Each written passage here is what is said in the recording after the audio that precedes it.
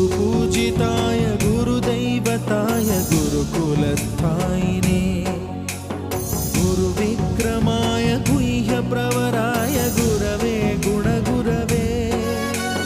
गुरुदैत्यकलक्षेत्रे गुरुधर्मसदाराध्याय